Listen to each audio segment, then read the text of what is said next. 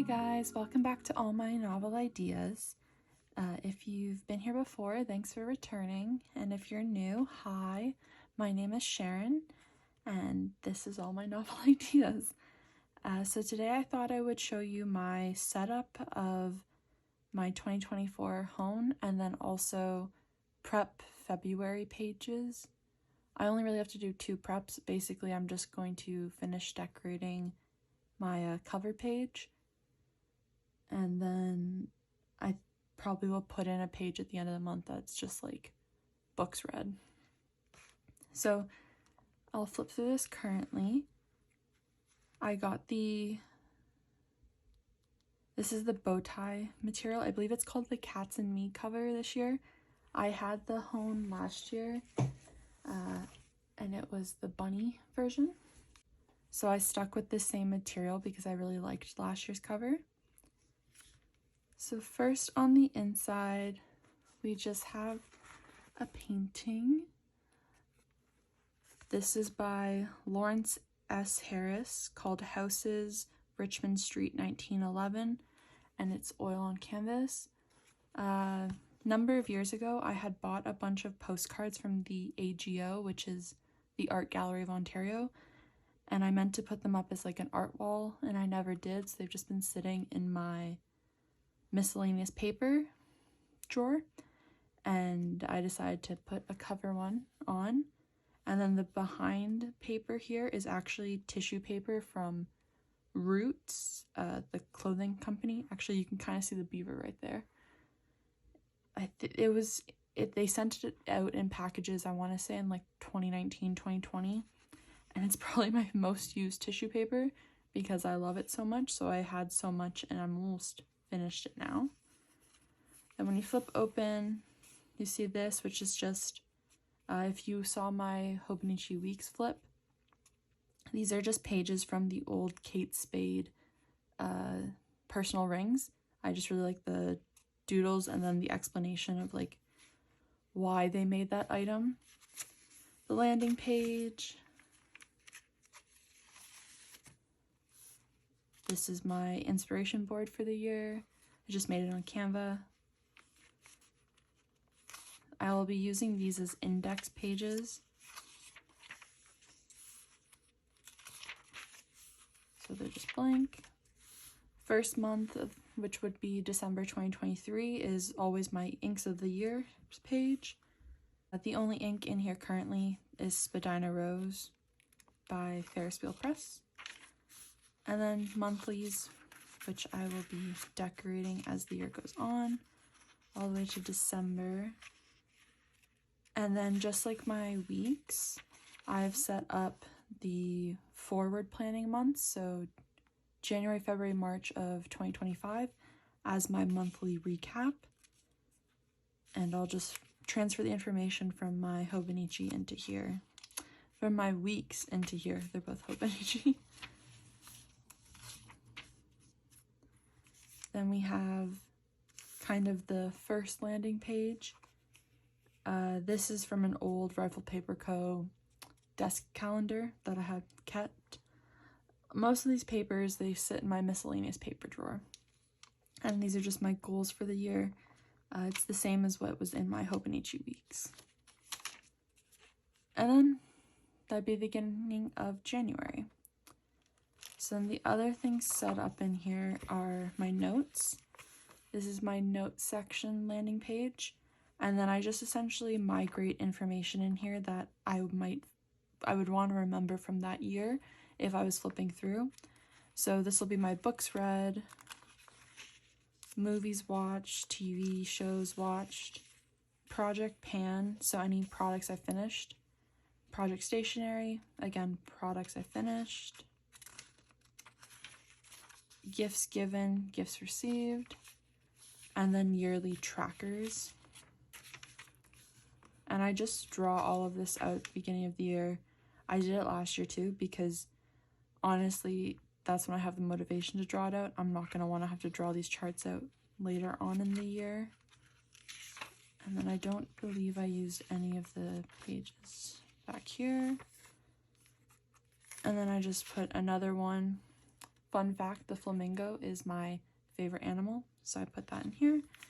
And then one more of those paintings. This one is William Blair Bruce, Landscape with Poppies, also in the AGO. So if you were just here to see that quick flip, that's the end of that. This is going to be my February landing page. January's not really... I'll give you a flip, I guess, quickly of January. What's this?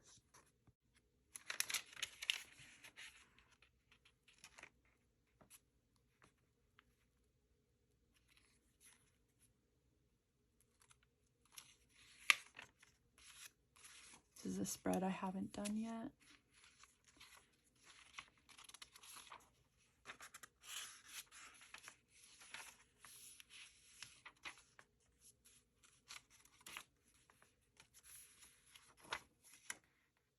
Love this book.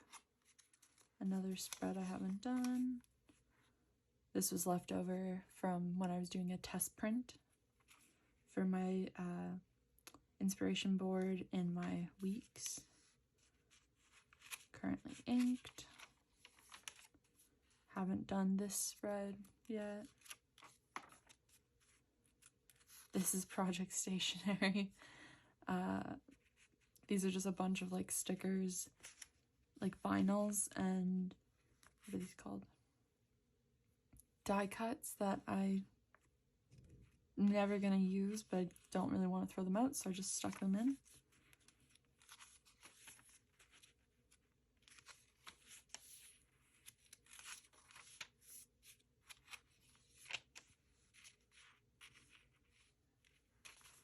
Sea of Tranquility and Between the World and Me are my favorite books I read in January. Okay. So we're going to paint this. I already pre-sketched it out because last time it took a while to draw. So when I was conceptualizing what I wanted to draw, I had come up with a list, and these are my different ideas for February, like a lonely Valentine, a box of chocolates, like in a heart, a bouquet, a rose, and then I thought of macarons, and I really love Laudrey's macarons, so then I looked up reference photos, and that's my original quick sketch. And then this is... Whoop, that's the sketch that we're going with.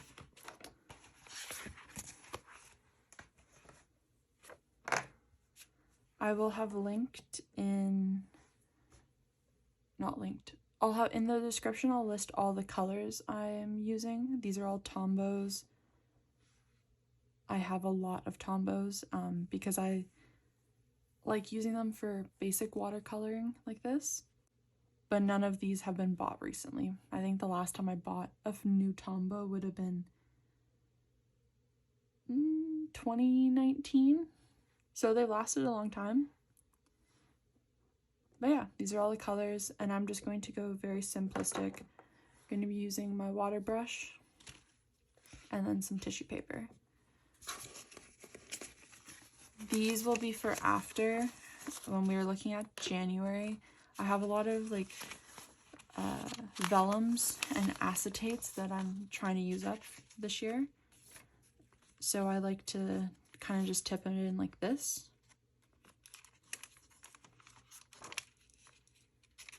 So I figured one of these will be the ones we'll use for this, and we'll figure it out after we're done.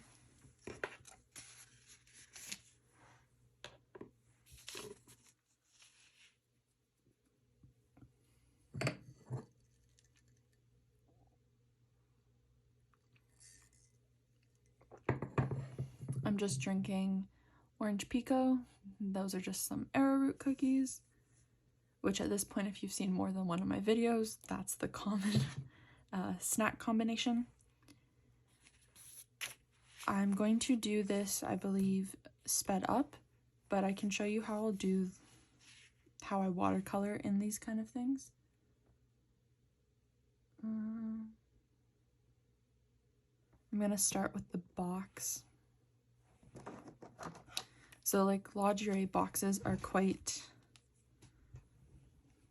a moment. So lingerie boxes are quite a specific green.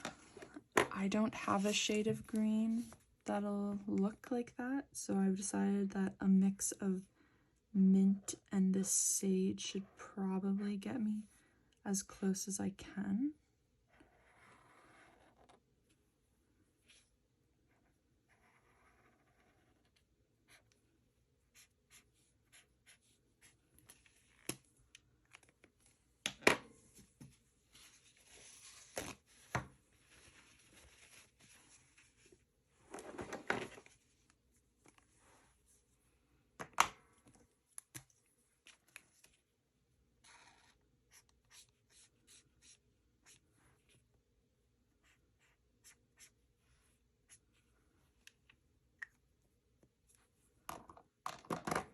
So as you can see, I essentially, when I'm laying down the first color, it's not super neat, but essentially I outline, get your brush quite damp, but not too wet, and then we just go in and stick to where we laid the paint or the marker color down.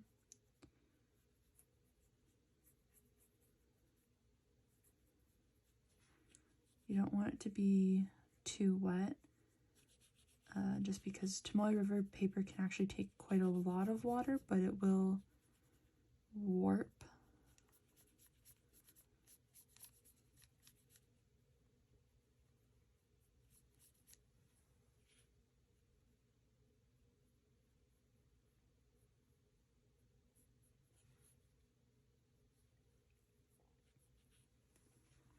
And then at the end of one color, I always just clean my brush. So at this point, you're going to want that to dry before we add any more on top.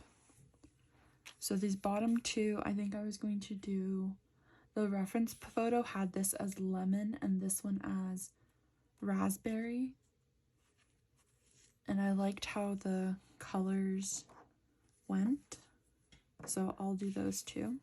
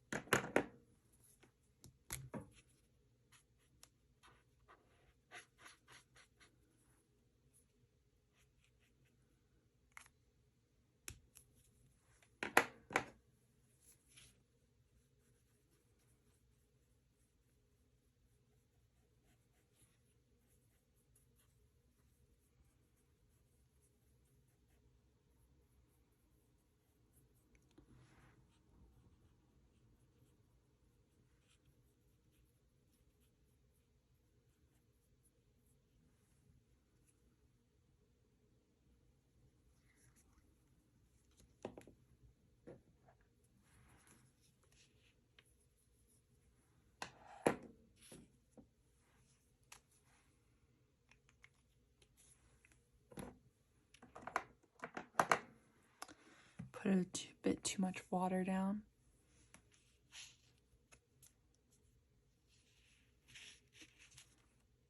Okay, so I'm just gonna let those dry a bit. They're a bit too damp currently. And I'll come back. Okay, so it's dried down now. So I'll do the last raspberry macron. And then I will go into voice over.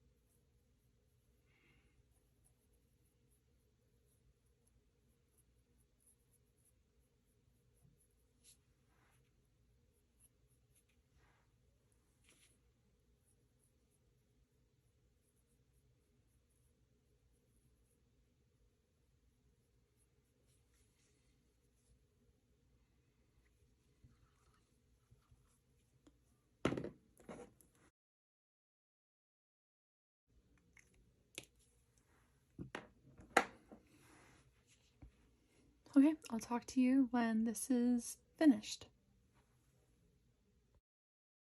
So I was thinking of saying for my home setup or my techo, it basically represents my archive of the year to me. So I don't have a very hefty setup of it. It's more come as the year moves on, I add to it. So that's why it's basically nothing set up in months. I don't put calendar dates in or anything. All of that goes in my weeks, and then when I back plan a month, I decide what were the important dates that I want to remember 5 years down the road. It's not like I'm gonna get rid of my weeks at all, but my weeks is very much like task oriented and to-dos, whereas my home and my previous techos are very much memory keepers. I kind of think of it as my version of a scrapbook. It replaced like my bullet journal years ago because I wanted to separate out straight up journaling from like memory kind of journaling, just because I find my journaling can get kind of circular and not going anywhere, while also being very reflective. It's just not stuff that I would want to share with people. And then in my bullet journal was like, there were spreads I would like to show people, but they're surrounded by journaling I don't want them to read. So all of my Hobonichi techos have basically been memory keepers, and then last year I started putting in like media consumption based things. So I have like reviews of movies that I watched and music. I don't put book reviews in there. I keep like a separate book journal, or I guess a book journal, reading journal. And instead I just put all the books I read at the end of the month. But I only started doing that last year because I never really thought about doing it before. But I was like, oh, I go through bouts of where I read so much, like I'm voraciously reading. And then I go through spouts where I don't read for months on end. Like last year, I didn't read any proper books until maybe August. And then I only read until October. But I was reading a lot of fan fiction. And then I read like news articles, stuff like that. But I wasn't reading like actually published work, which it doesn't have to be good, but I just feel like I should maybe document when I am reading, because maybe there's a pattern there to when I seek out fan fiction over published work. So my home is like my archive, and I keep the trackers for the whole year at the back just because I kind of might want to refer to that. For me personally, you can tell a lot of how things are going in my life on whether a tracker is complete. I used to keep track of iron and B12 because I take those kind of supplements. And then I'd have months where it looks like I didn't take them at all. But that's actually not necessarily true. Sometimes that could be I just couldn't be arsed to fill them out. And that says enough to me, an information where it's like, okay, I know how you're feeling that then. And then I actually I started doing this in 2021, but I started keeping my trackers in like a collections notebook so I can go through different years to see how trends or patterns changed from January 2021 to January 2023, January 2024. It's just kind of like the useless data to other people that to me I find interesting. That's what I do in my home, just memory spreads and stuff like that, and then any kind of random notes that I take to myself. I'm hoping this year to get better at watercolor. I really want to improve like physical medium watercolor and then also digital watercolor. I never thought to digitally paint in watercolor before, but I saw this girl on YouTube, or this artist on this artist on Instagram. Their handle is Julia underscore dreams, and she does a lot of watercolor digitally.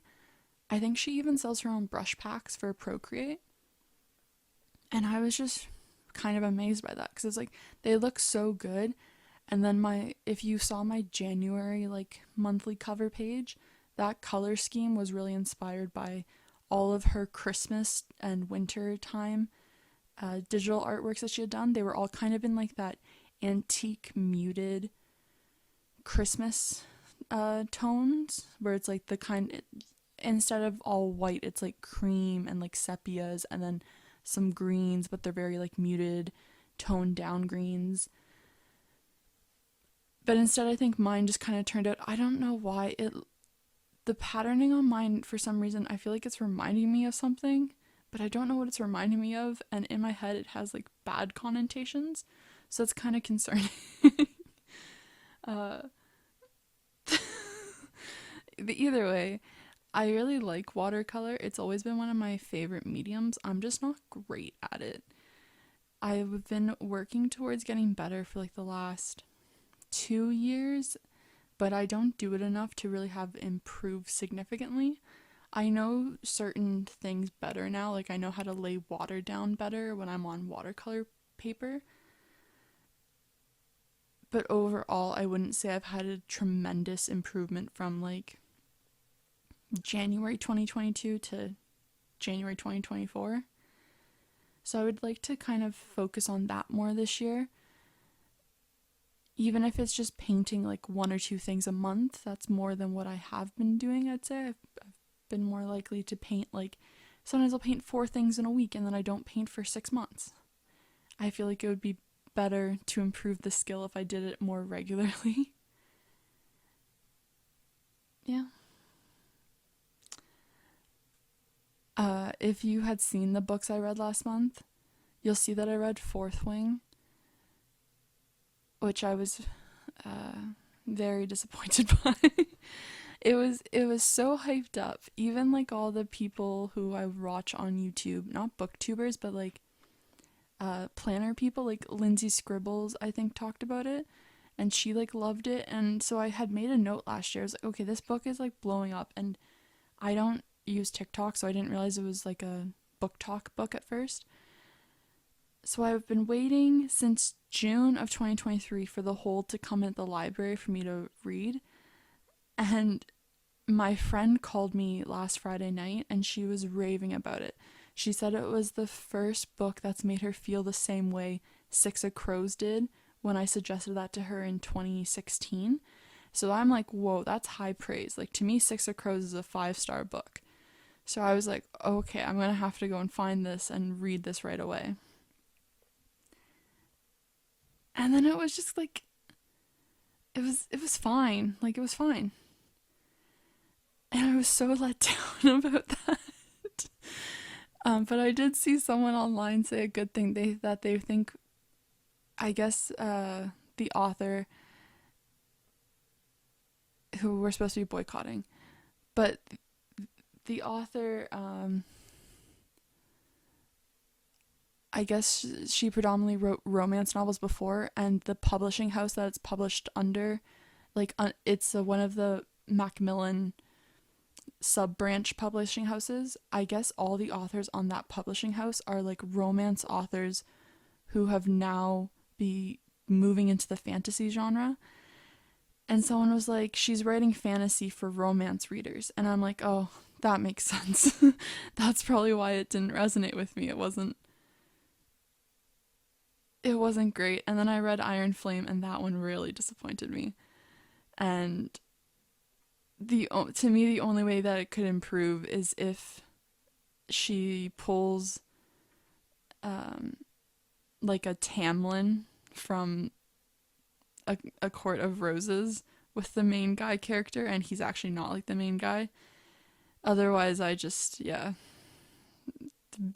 think those 2 books are going to be my biggest disappointed reads in 2024, and I've already read them, and it was just January, so that's really saying something. I think we're about finished with this part of the voiceover. So I'll talk to you in a few. Okay, bye.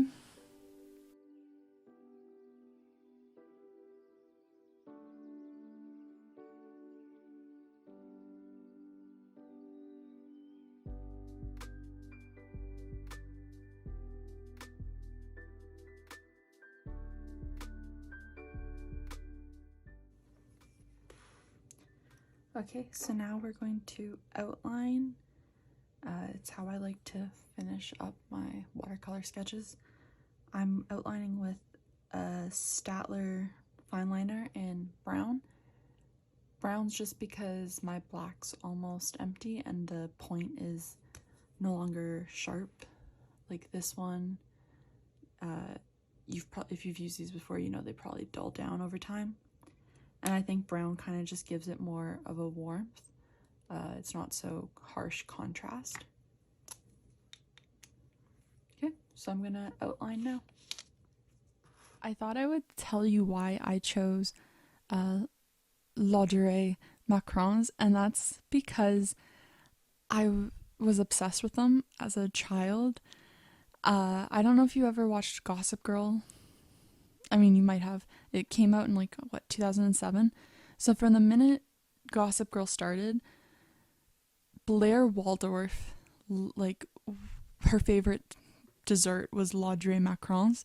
And so I remember there was one time where she was like, I always order them in from Paris on Monday mornings or something like that. And I was like, whoa, these things have to be amazing then.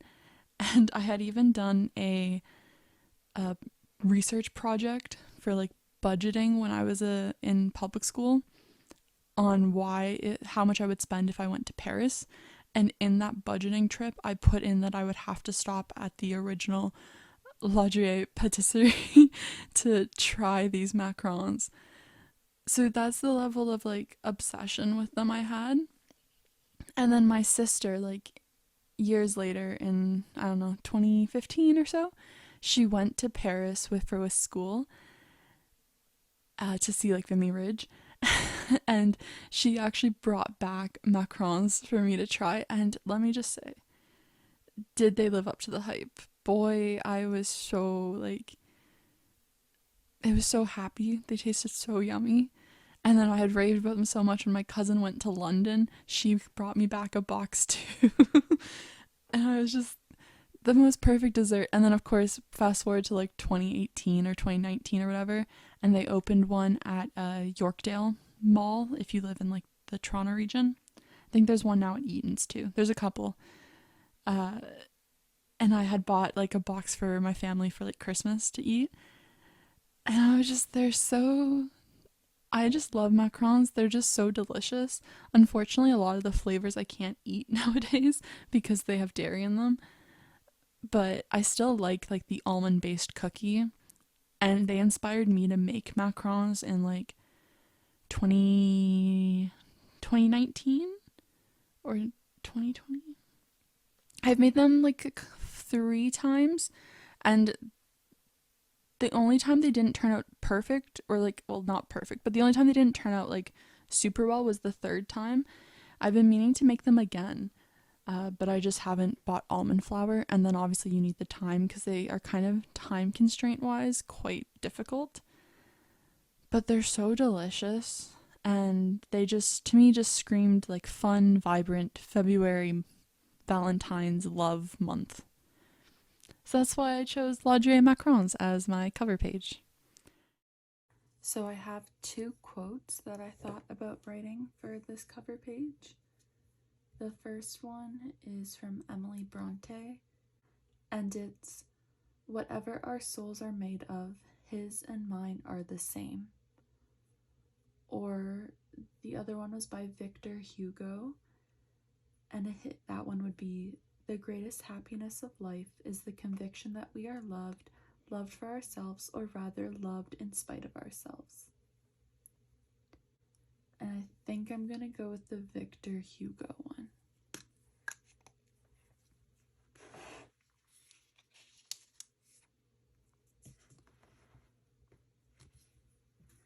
This is just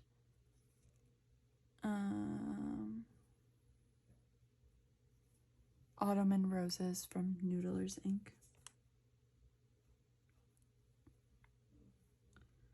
I have it pre the scandal.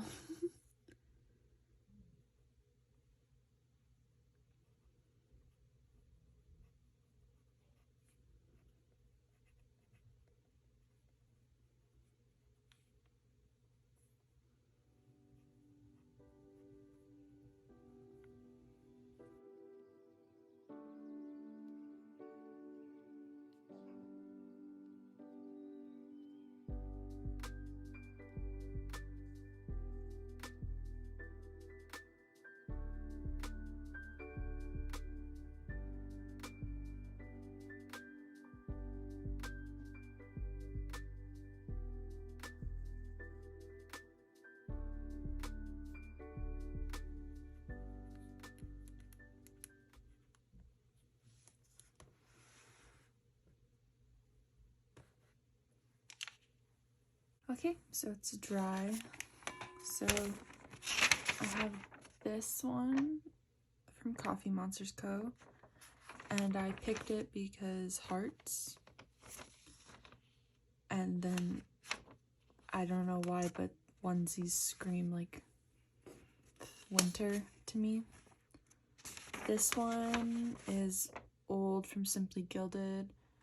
It seemed very like floral, and the color scheme I knew was kind of the color scheme of the like the colors I was painting in, and it gave me like Valentine's vibes.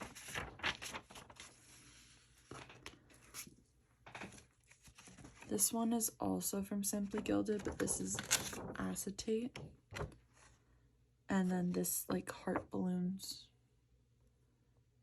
is obviously Valentine's.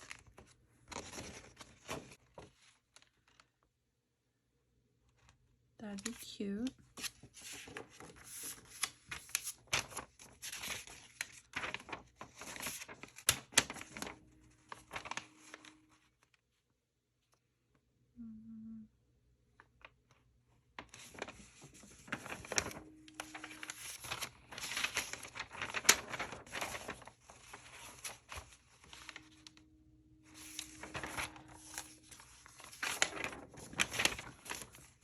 I think I'm gonna do this one. I think that looked the cutest because it wasn't too busy and you can see through. So I'm just gonna cut this in half first.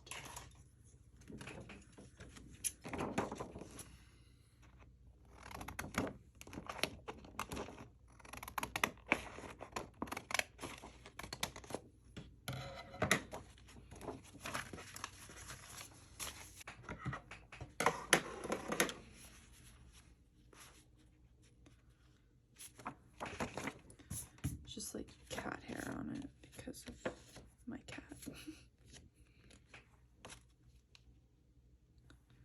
Okay. What washi?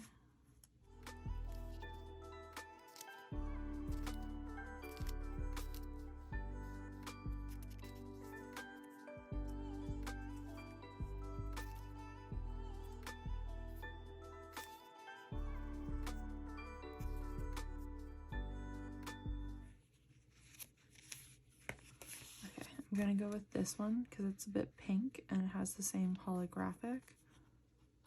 And then I'm also going to go with this one in Moment. Okay, so this is Simply Gilded. This is MT.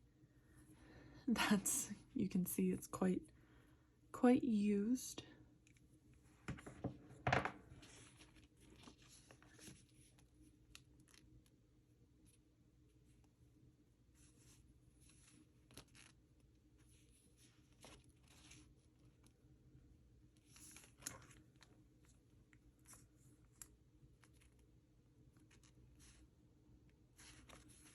I want to get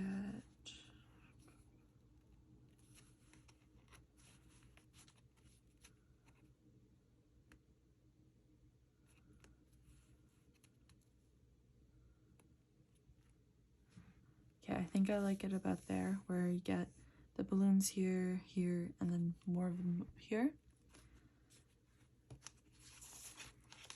So I'm going to put the tape along here. I used to do it so that it was fully like from top to bottom of the page.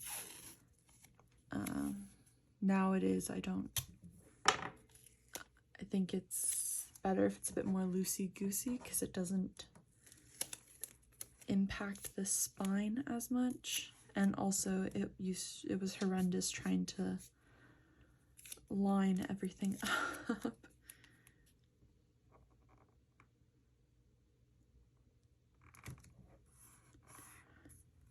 So solid one down first.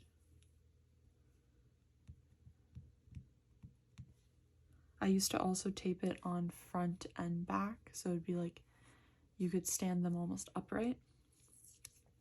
But that's also super annoying to position.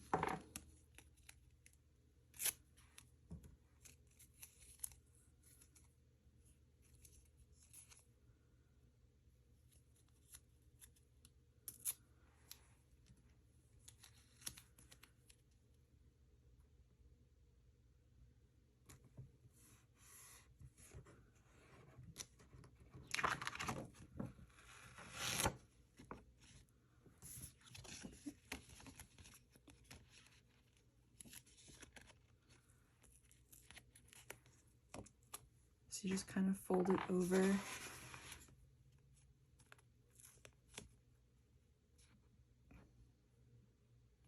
This is useful because this is the size of the page. So you can figure out where you want it, push it in, and then do that.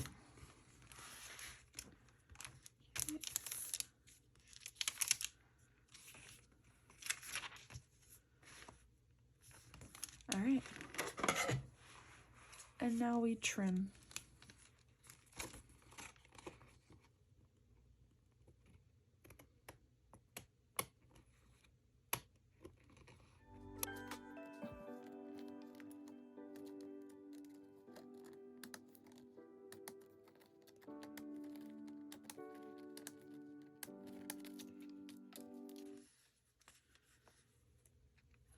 A bit short, but that's okay.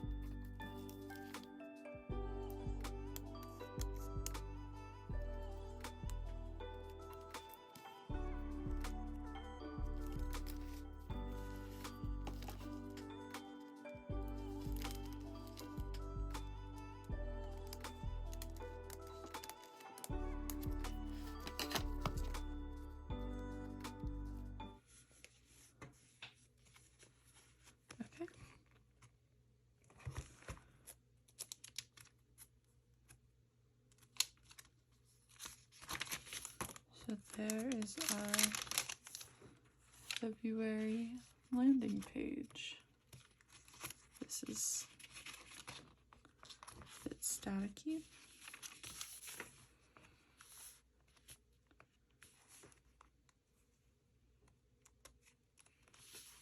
Cute.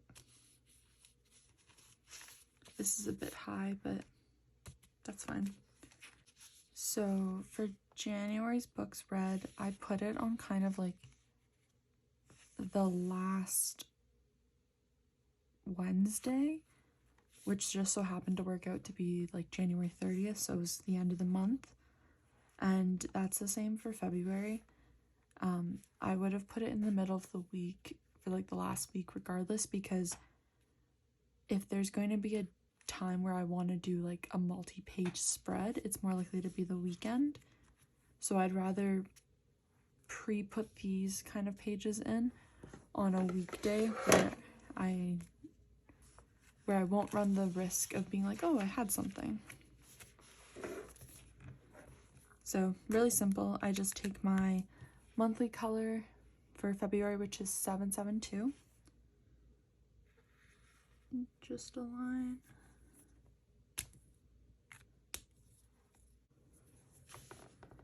Then I write Feb.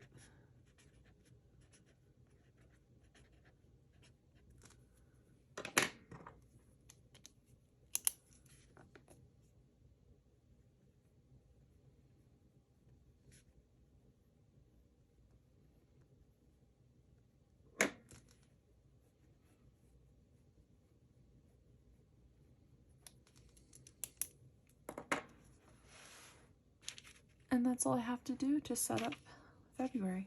So thanks for watching. I hope you were able to plan out your February. Hopefully we'll see you again. If we don't, have a good night, good week, good month. Talk to you later. Bye.